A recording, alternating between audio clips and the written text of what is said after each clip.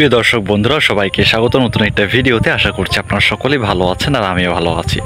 প্রিয় দর্শক বন্ধুরা, আজকে আমরা যে বিষয় নিয়ে কথা বলবো এবং আলোচনা করব সেটা হচ্ছে যে আপনারা যারা ভাবছেন যে আবদ্ধ পদ্ধতিতে আমি ভেড়া পালন করতে চাই, কারণ আমার সেই রকম বাইরে খাওয়ানোর মতো চরণভূমি নাই, তো আজকে আমরা সেটাই জানবো যে আবদ্ধ পদ্ধতিতে পালন করতে হলে আমাদের কি কি থাকতে হবে এবং কতটুকু কি খরচ হইতে পারে কোনটা খাতে। তো আজকে আমরা সেটা বিষয় জানার চেষ্টা করব, যাতে করে আপনাদের একটা ধারণা চলে আসে যে আমার এতটা টাকা বা এতটা অর্থ খরচ হবে এটার পিছনে। তো চলুন বন্ধুরা, কথা না বাড়িয়ে শুরু করি। প্রিয় বন্ধুরা, আজকে আমরা যে বিষয়টি নিয়ে আলোচনা করব বা যে বিষয়টির উপর ভিত্তি করে আমরা কথা বলবো সেটি হচ্ছে যে আবদ্ধ অবস্থায় আমরা কীভাবে ভেড়া পালন করতে পারবো। প্রথমেই জেনে নিই যে এই আবদ্ধ পদ্ধতিটা কাকে বলা হয়। আবদ্ধ পদ্ধতি হচ্ছে একটা নির্দিষ্ট জায়গার উপরে বেষ্টিত এমন একটি খামার। মনে করেন যে সেখান থেকে ভেড়া বা গাড়গুলো বাইরে যায় না, সেই জায়গার মধ্যেই আবদ্ধ থাকে, সেখান থেকে খাদ্য দেওয়া হয়, পানি সরবরাহ করা হয়।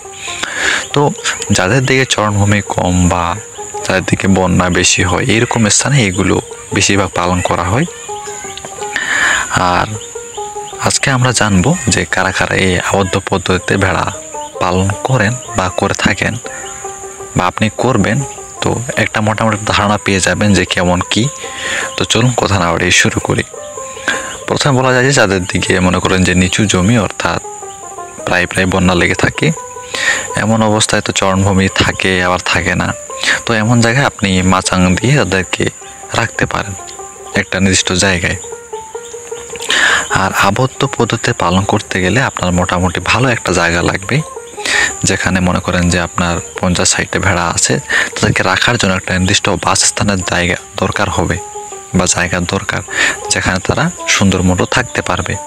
এবং অবশ্যই সেই বাসস্থানটা আলো বাতাস চলাচল করবে এমন অবস্থা রাখতে হবে যাতে অর্ধেক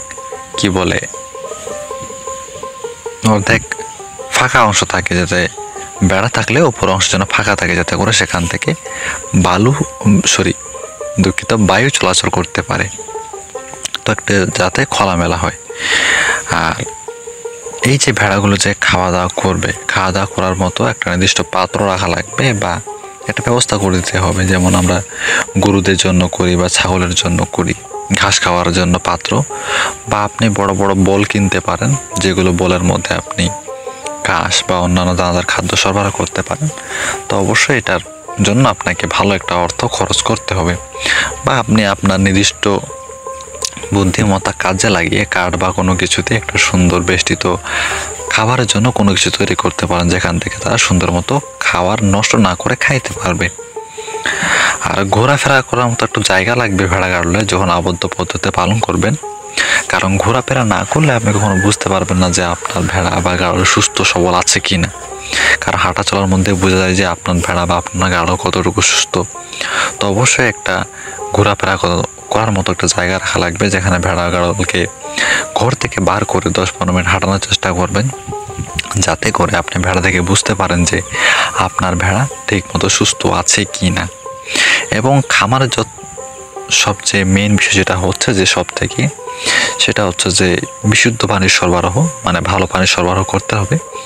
কারণ খারাপ পানি সরবরাহ করলে বা খারাপ পানি খেলে বিভিন্ন রকম ডায়রিয়া, পাতলা পায়খানা ইত্যাদি নানা রকম সমস্যা হইতে পারে। এতে সমস্যাটাই বেশি হবে, আর্থিক ক্ষতি হবে চিকিৎসার অর্থে।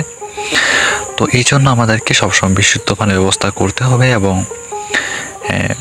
পানি জমিয়ে রাখা যাবে না, পানি বারবার পাল্টাতে হবে। আর যেহেতু আবদ্ধ পদ্ধতিতে এরকম একসাথে আবদ্ধ পদ্ধতি পালন করতে গেলে মনে করেন যে একটু মশা মাছি তাড়ানোর ব্যবস্থা করতে হবে।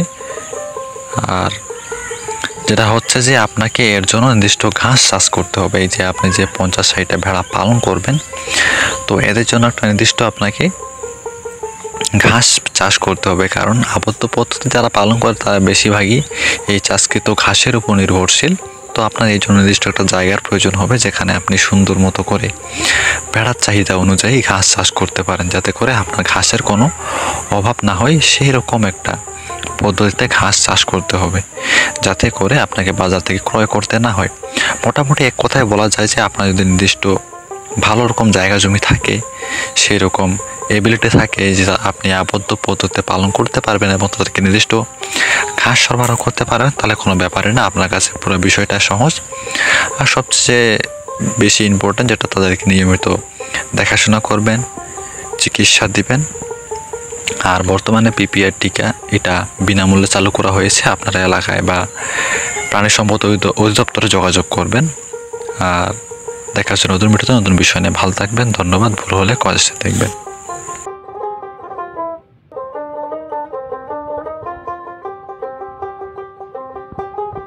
প্রিয় দর্শক বন্ধুরা, আমাদের ছোট্ট ভিডিওতে আপনার ভালো লাগে থাকে আমার ছোট্ট চ্যানেলটাকে সাবস্ক্রাইব করে পাশে থাকবেন এবং পাশে থাকা বেল আইকনটি ক্লিক করে রাখবেন, যাতে করে আমার আপলোড দেওয়া ভিডিও আপনার কাছে গিয়ে পৌঁছায়, আপনারা দেখতে পারেন এবং আপনাদের বন্ধুদের কাছে শেয়ার করতে পারেন। দেখা হচ্ছে নতুন ভিডিওতে নতুন বিষয় নিয়ে। ভালো থাকবেন, ধন্যবাদ।